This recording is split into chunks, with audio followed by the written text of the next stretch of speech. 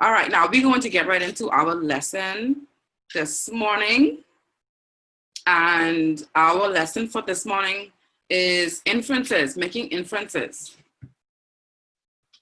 All right, before I go into the lesson, I want to find out from you, what do you know about inferences? It means that we have a lot of work to do because a lot of persons don't know, and some persons think it means so. Let's get straight into it. Okay, first of all, when you hear the word inference, what root word do you see in the word inference? Root word do you see in the word inference? Okay, great.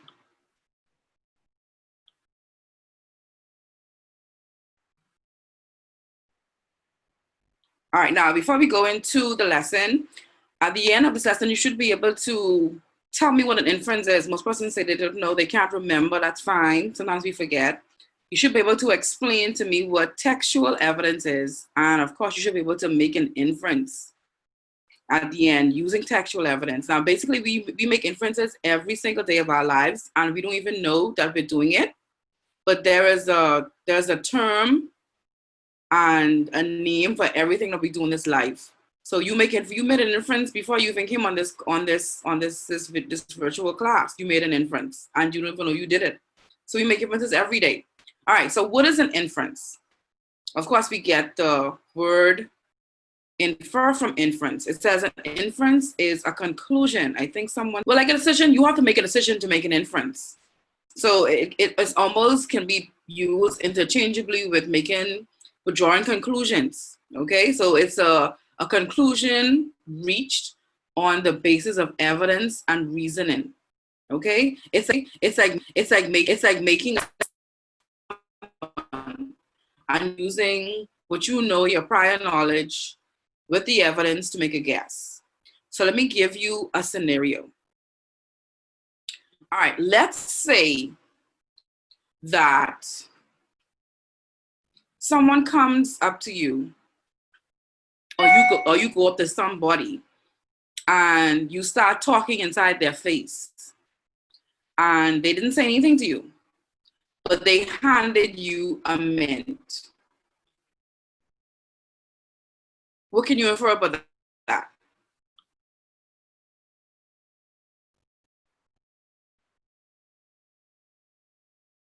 Exactly.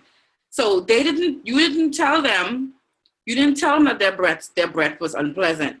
But the fact that you're inferring that, hey, my breath is unpleasant.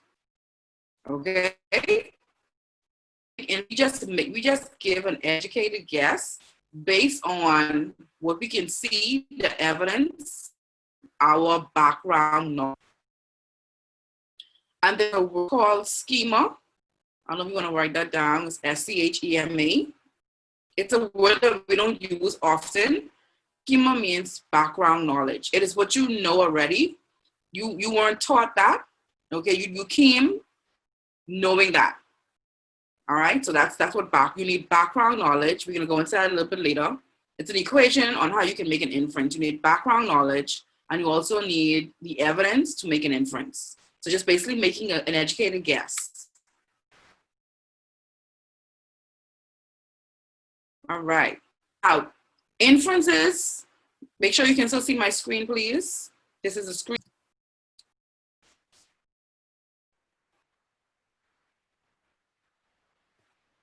So schema is like the psychedelic term for saying background knowledge, something that you came knowing. No one taught you it. And you need your schema to make an inference. You have to have that background knowledge. You just can't make it based off of what you see, the evidence. You need the schema as well. All right, so now we have prediction and we have inference, okay? So you have to know or be able to distinguish the difference between making a prediction and making an inference. Everyone can make predictions, okay? But not everyone make inferences. So looking at the screen, we have here, a prediction is a good guess It's part of inferring. It's a good guess. Like you can make a really, really good guess and be on point. But an inference is more precise. That means it's more exact. It's direct. It's exactly what you're saying, or it's exactly what is happening at the time. Okay? So the second one says, with prediction, you can check your accuracy as you read. Like I was saying, with prediction, you can check your accuracy as you read. With inference, it's more or less like you're reading between the lines. Okay? The third point says, you can find if you were right or wrong for prediction.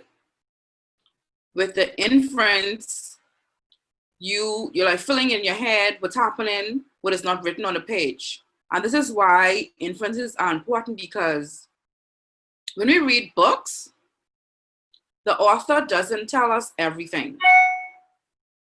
Okay, sometimes the author of a book or a passage or an essay or a novel or whatever you're reading, they can't tell you every single detail, every single thing. So they're leaving it up to you now to make a guess based on what you know and what they are saying.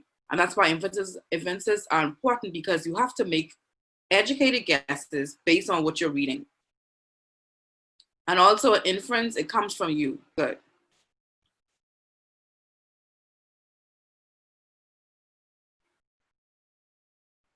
All right. This page says, this is what good readers do.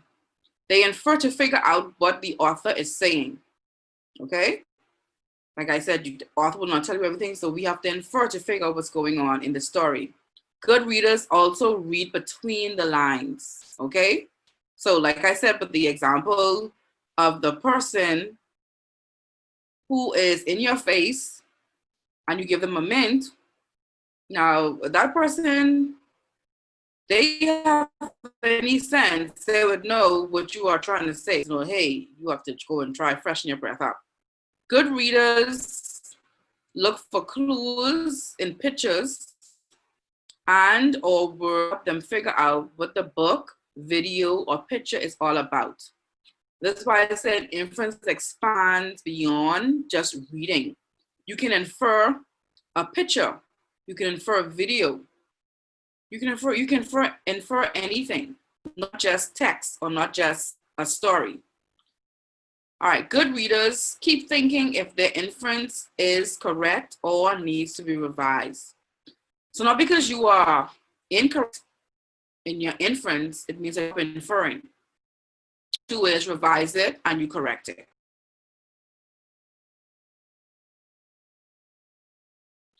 All right, this is the part of the lesson I was talking about on how to make an inference. Make sure you can still see my screen.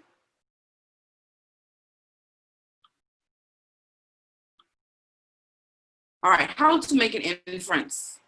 As you can see, the detective lady on the left, she represents the evidence. Okay, that's the proof. So it says what I see in text or pictures or videos or whatever you infer. Plus, the plus sign in the middle. The guy sitting down reading, he represents your schema. Like I told you before, the background knowledge. So he represents your background knowledge. So this is what you need to make an inference. You would need your evidence along with your background knowledge. And after this equal sign, that will be inference. That's the equation.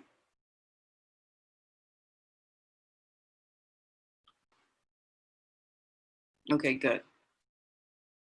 All right, now these are words we use when we are going to make an inference. Words or phrases that we use when we're going to make an inference. You can say, I think. You can say, I infer. I predict. My guess is. You can say, perhaps. You can say, this could mean. It could be that. Maybe. Or this could mean. Okay, so whenever you're making inferences, you can use these words or phrases. Do you think we can add anything else on this list of what we can use in terms of words or phrases to make an inference? Put your comment in the chat. What else can we say to make an inference? Okay, I guess. I personally believe, all right, however, therefore, I believe, okay, I prefer, due to my knowledge, very good. It is possible, agree or disagree. Furthermore, very good, awesome answers. Very good. All right, now I'm going to go through, I'm going to show you a picture. And we are going inference based on this picture first. Then we're going to do a video, and then we're going to infer with text, with a passage. Oh, okay, very good. Upon my understanding, I like that one, Dimitri. Very good. All right, now, looking at this picture, what can we infer? What do you observe about this picture? What's okay in inference? Now I want you to look deeper. Look at the dog's eyes. Look at the way that he's looking up. Let's make some inferences now. He looks sorry. He wanted attention.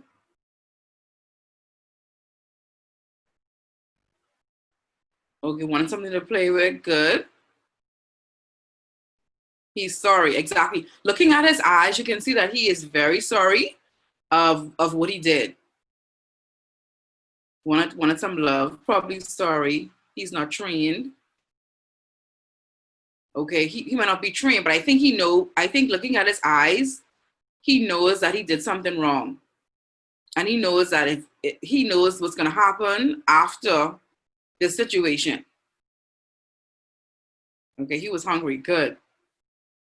All right, now let's look at I'm going to show you a video.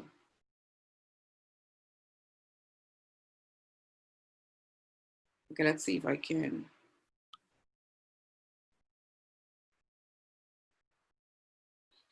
I did a video. Does everyone know about TikTok? I know you guys know about TikTok. Beginning. Okay, like I said, I did a TikTok video yesterday. And I want to show you guys this video. And from this video, we're going to make some inferences.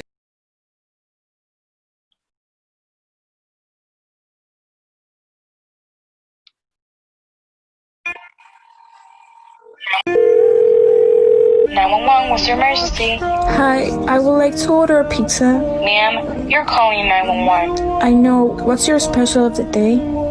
Are you okay, ma'am? No, it's for delivery. The address is 104 Carver Street. Ma'am, is there someone I can talk to? Yes, I will also like a pepperoni pizza. Police is on their way, ma'am. Meanwhile, can you stay on the phone? No, thank you. Don't take too long. I'll leave the lights on. Watch it again for me, please. 911, what's your emergency? Hi, I would like to order a pizza. Ma'am, you're calling 911. I know. What's your special of the day? Are you okay, ma'am? No, it's for delivery. The address is 104 Carver Street. Ma'am, is there someone I can talk to? Yes, I will also like a pepperoni pizza. Police is on their way, ma'am. Meanwhile, can you stay on the phone? No, thank you. Don't take too long. I'll leave the lights on. All right, good.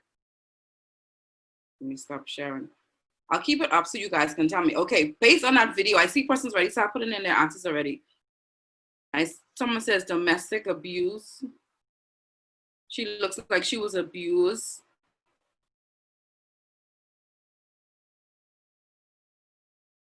Exactly. She didn't want the person that she's living with to know that she was calling 911. All right, let's make some inferences now based on that video. Okay, now, how do we know? Make some inferences, drop it in the chat. How do you know that this lady in this video is being abused, is being physically abused? How do we know she's being physically abused? What can we see? What can we infer? Very good, Candisha, the black shades. Her demeanor, the marks on her face, very good. Her voice. She's holding her head, her tune. She looks paranoid. Her facial expression. She was talking silently, good. Her lips. The shades, because her voice was low, very good. Awesome, very good, awesome answers. Holding back tears, very good. Okay, let's make another inference. Now, she actually called 911. She didn't call a pizza place. And deliberately she did that. So based on the response of the 911 dispatcher, what can you say about the dispatcher, the person who's on the other end of the call? What can you say about the dispatcher? And the caller, the dispatcher, she didn't get it at first, but when she kept talking about this pizza and she gave her address, they knew, they sensed something was wrong. Okay? Right. She was confused at first, but she could tell that something was up. Exactly. And what smart thing did the lady did? What smart thing did she say in the call? What did she say that really gave them the hint? Her address. And this is why it was a good tactic. Very good, Ebony. She gave her address. Very good. Her location. Very good, Candisha. It's a good tactic to use to ordering a pizza to give your address, because you know they have to bring your pizza. All right. So Lorena said she also said she know that she's calling 911. Okay. Exactly. She gave her address because she knows that when I make this call, they're gonna come. All right. So that's very good. All right. Now we're going to look at a passage. A very, very short passage. Before we go into the passage, does anyone know what textual evidence is?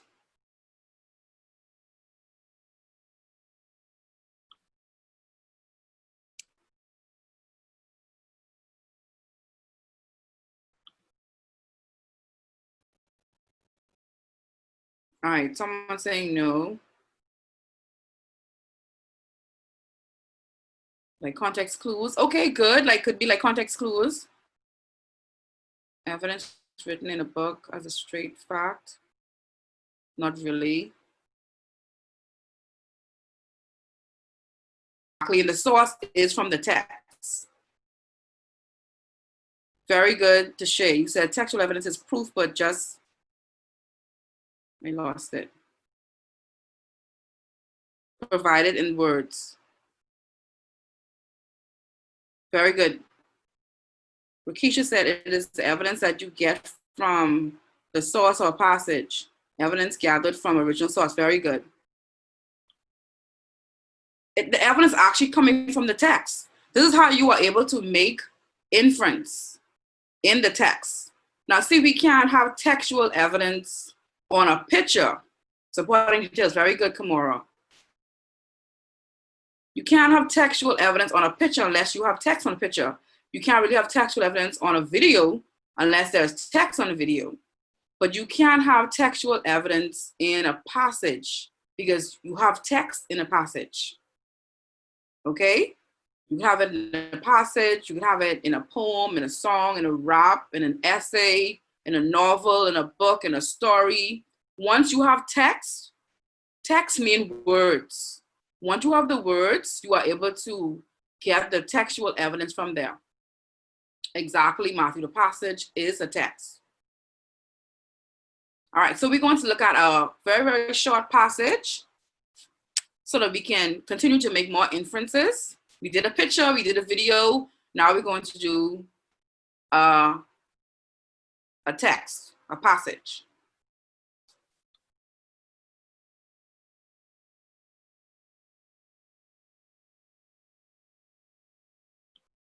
Very good. All right.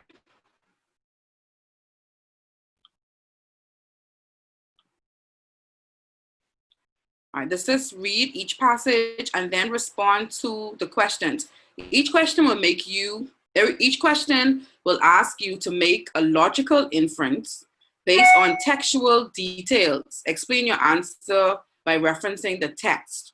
Okay, so with this one, we have to reference the text. We have no picture to reference. We have no shades or whatever. We have to reference and support our inference based on the text. All right, it says, now some persons might say Maya, but I'm gonna call this Mia. Okay, the Shay, you said we have no background knowledge. All right, you think you have any background knowledge, but when you hear the story, your background knowledge is gonna click in.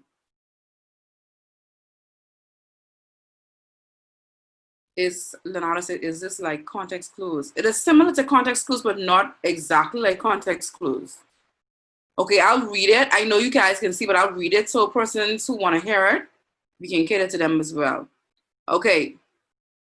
Mia came out of the bathroom with tears in her eyes. She ran down to the cafeteria and asked the staff if they had any rice. Fortunately for Mia, Miss Lucille did. Miss Lucille filled a red plastic cup about halfway with the white rice grains and handed it to Mia. Mia pulled a damp phone from out of her back pocket and pushed it into the dry rice grains inside of the plastic cup. She sincerely thanked Miss Lucille and then went back to class. She felt relieved, but she was still a little worried. All right. Okay, can you just say that phone dropped in water? Okay, so why is Mia upset at the beginning of this passage? She accidentally dropped the phone in water. Her phone dropped in the water, good. In the toilet. So the phone dropped inside it. In the toilet, good.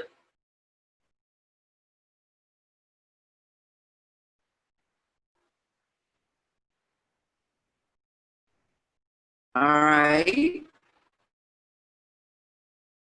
Okay, good. So now let's go to question number 2.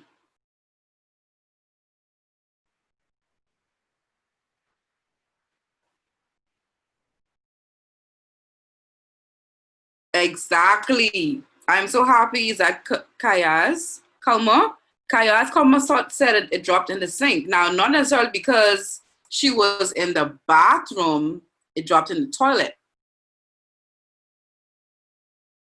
It could have dropped in the sink, or it could have dropped in a bucket of water. We didn't have any background knowledge. But if you look at the question number 2, it says, why does Mia put her phone in the cup of rice? Right, see, Tanel says, rice absorbs the water.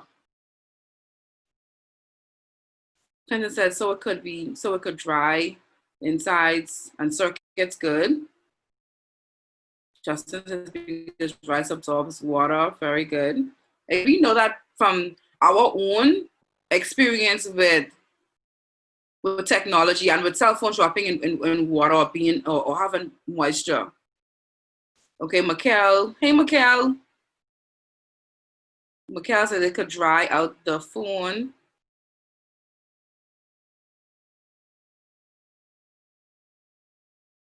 Very good. So we use that, we use that background knowledge to make that inference on having our phones fixed and not having to go to a technician. So you always have background knowledge. Very good, Matthew. So it can suck all the water out. Very good. All right, now let's go to question number 3. Why is Mia relieved but still worried at the end of this text? And tell me, how do you know? So why is she relieved, but she's still worried at the end of the sets? Very good, Tania. She's not sure that the phone will turn on. She's not sure if it will work. Very good, Akia. Because it might not work. Very good. Might not work. Exactly, because our information might be gone.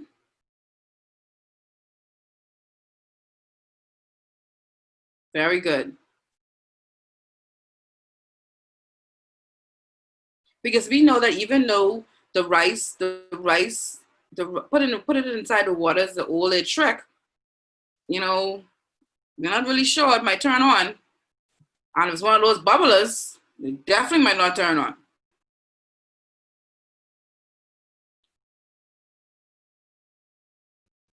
Very good. Yeah, if you have a bubbler and you put that in water, chances are sausage.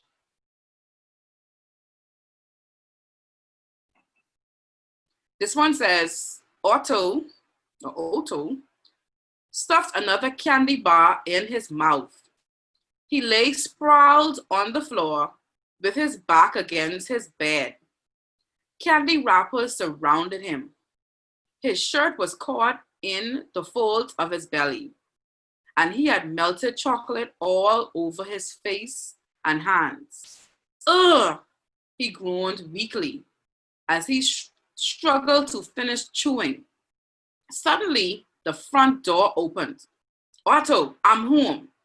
It was his mom. Otto rolled almost gracefully from his sprawled position and began kicking the candy wrappers under his bed.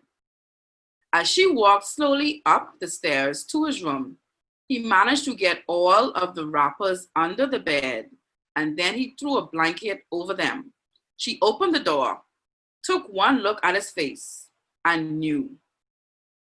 Okay, so the first question, number 4, it says, why does Otto act guiltily when his mom comes home?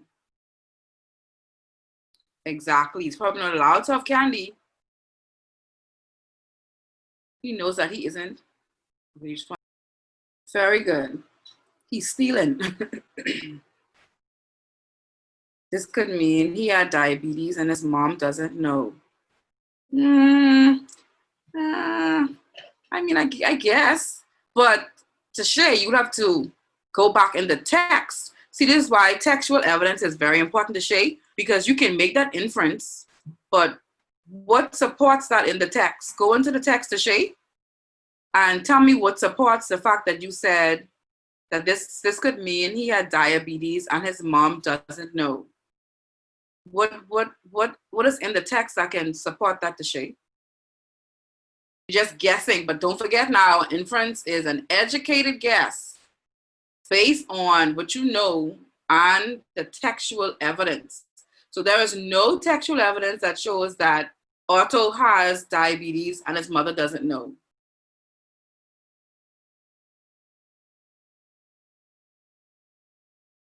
Michael says he probably lactose intolerant and he just wanted to have candy. Okay, that's a good guess, Mikhail. But like I said, like I'm going to tell you, like I told Tishay, what evidence in the passage, what textual evidence in the passage shows or tells us that Otto was lactose intolerant? If it's not there, then your inference may not be accurate. So you have to, this passage shows us that we have to use the evidence, the textual evidence to make an inference. The same way you use the fact that the puppy was looking up with his sad eyes and you make an inference based on, hey, this puppy should not have been eating these shoes. Okay, so you say, okay, I see, very good. So now you see, you just can't make an inference based on reading the passage. You have to make an inference based on reading the passage and also using the textual evidence from the passage along with your background knowledge to make an inference. So it's kind of the same thing with the picture and the video. The textual evidence in the picture will be the images, things that we can see, right? But we can't see Otto or his mom. So we have to use the words, what's happening in the passage to make an inference. Oh, Chase, one more passage. Then we want to wrap up. All right, this passage says, Michael was the star quarterback of the football team, and he was dating Amanda Barnes, the captain of the cheerleading squad. Everything was going perfectly for them until Michael was seriously injured during one of the last games of the season. The doctor told him that he would probably never play football again and that he would have to wear a large cast on his leg for several months. Amanda stayed really close with Michael immediately after the injury, but then she started to change. She would not visit him often. She would not wait by his locker or help him carry his books to class anymore. Also, he noticed that she was talking more and more with Ken Madsen, the new quarterback. This upset Michael greatly. Then one day, Amanda told him that she and Michael needed to have a talk after school. Michael did not like the sound of that. So now says he want more time. Okay. All right, now this passage is a little juicy. She wants to break up with him because she only knows him when he's up there. Now, good, I like that. So what evidence is there that tells us that Amanda only wants Michael because when he's up there? Very good, Candisha says she wants someone with popularity. Very good. And because his leg is broken, his popularity went down a little bit.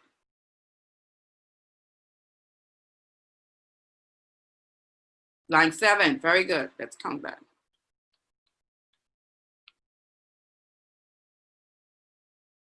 Very good.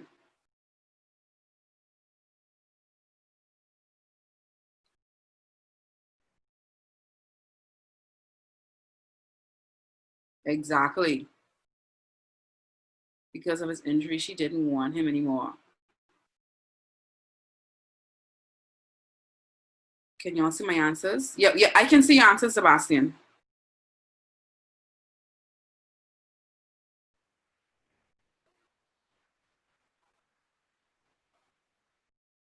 Okay, let's make a deeper inference. Let's say that all of a sudden now the new quarterback, Ken got an injury.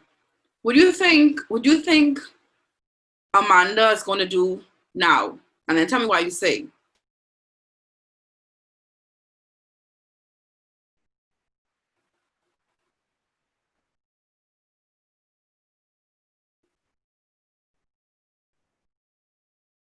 Really, Leonardo? You think she'll go back to the first one?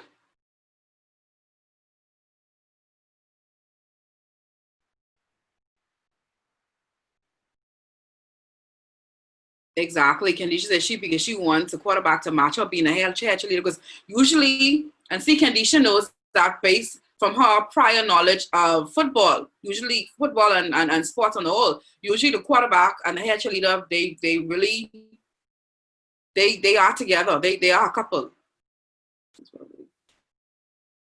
Okay, good. I love your responses. Because his body might heal.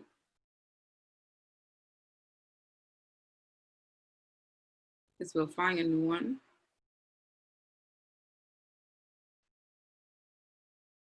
Very good, guys. I love your responses. And again, make sure is support your textual evidence. All right, we're going to wrap up now. We have some exit tickets that we're going to wrap up with because we're almost over our time. We have like 4 more minutes. So let's conclude the lesson. Let me find out what you guys learned because let's wrap up. All right, so a lot of persons, when I began the lesson, I asked you what you knew about inferences. Persons could have told me, other persons didn't know, some persons forgot. So tell me now, what do you know What is an inference?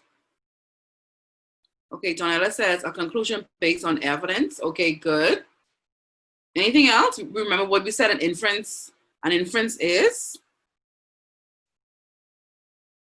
What is an inference? Very good, Tennille. An educated guess. Very good. Very good. Based on schema and reason. And we learned a new word, schema. Remember the word schema? Remember this when you make precise conclusion based on. Very good. A clue based on in the passage. Very good. Very good, Sebastian. The guess will be made. Very good. All right, we have 2 more minutes. All right. Now, we talk about making predictions as well. How are making inferences different from making predictions? When we talk about the difference between inference and predictions, how is it different? How is making a prediction different from making an inference? Very good, Akia. Inferences are more precise.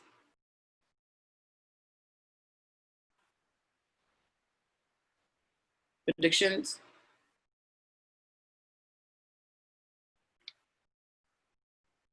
Prediction is a good guess. Okay.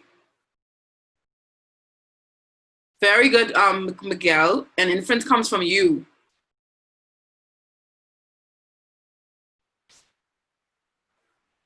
Prediction is not always right. Okay. Very good. All right. My final question for our conclusion wrap up. Someone said something that made sense just now. Prediction. So Rakisha said, this is his words, she said predictions actually happens before you read something, and inferences are conclusions you make after you use what you know. All right, the last question is, what is the equation? Tell me the equation for making an inference.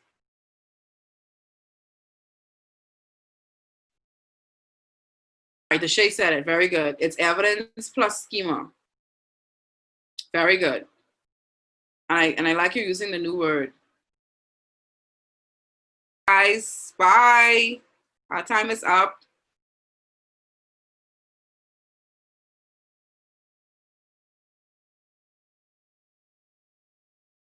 Hello, 6th graders. Today, our topic is the atmosphere protects us. By the end of the video, you will be able to describe the atmosphere and its function, explain the purpose and importance of the atmosphere, compare the processes by which the atmosphere is polluted. Let's begin with our vocabulary words. Let's say each word together. Atmosphere. Gravity.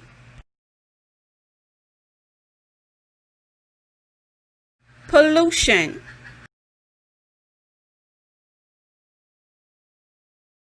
Fossil fuels. Acid rain.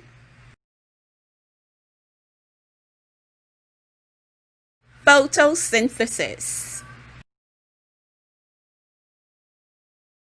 Yes, 6th graders, those words are familiar to you, as you would have already covered them in science. Now, we'll go through the definitions. Atmosphere. The atmosphere is made up of a blanket of gases that surrounds the Earth. Gravity. Gravity is the force that attracts a body towards the center of the Earth, or towards any other physical body having mass. Pollution. Pollution is the presence in or introduction into the environment of a substance which has harmful or poisonous effects. Fossil fuels. Fossil fuels are natural resources. For example, coal, oil, and gas that are made from animals and plants that lived long ago. Acid rain. Acid rain is rain that has been polluted by various gases. Photosynthesis.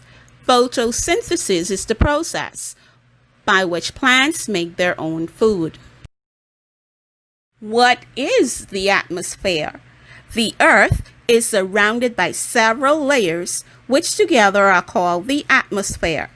It surrounds the Earth completely and is about 900 kilometers thick. A blanket of air is held close to the Earth by the force of gravity. Without it, there would be no air for us to breathe, and all living things would die. There would be no wind, and the world would be silent and dead. Therefore, heat and light from the sun are necessary to all forms of life.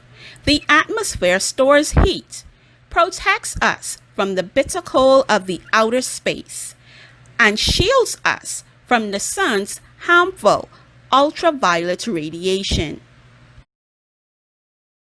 Clean air is essential to healthy life. In some places in the world, the air is so polluted that it's not safe to breathe. How does the atmosphere become polluted? When fuel is burnt, it releases harmful waste in the form of gases. These come from factories and also from things made in factories like cars. This polluted air spreads out into the atmosphere and does not disappear. The atmosphere over many cities around the world is heavily polluted with various substances. Many of them are harmful. When fossil fuels such as coal, oil, and gas are burnt in factories, power stations, and motor vehicles, they produce sulfur and nitrogen. These gases react with water in the air to make sulfuric and nitric acids. The resultant acid rain may fall far away from the place where the gases were produced. Acid rain is a major pollution problem on the continents of Europe and North America. Let's begin by viewing the map. The key is entitled The Global Problem of Acid Rain. The orange color shows acid rain. The purple shows polluted air emissions leading to acid rain. Now let's look at the continents of North America and Europe, where the peach and purple colors are highlighted on those continents. It's evident that those areas are polluted with acid rain. All rain contains some weak acids because the water reacts with the gases that occur naturally in the air. But in recent years, the rain has become more and more acidic, and it is now damaging buildings, crops, trees, and wildlife. Trees and other plants use sunlight to make food by a process called photosynthesis. They produce oxygen by this process, which is important to animals because they need oxygen to breathe. Acid rain damages the leaves of plants so they can no longer make the food they need or produce oxygen. All right, students, let's recap. We can read these together. What is the atmosphere? The atmosphere is made up of a blanket of gases that surrounds the Earth. Remember, the atmosphere is polluted when fuel is burnt, which releases harmful gases. Buildings, crops, trees, and wildlife are being damaged because rain now contains more acid than before. This brings us to the end of our lesson for today. See you next time.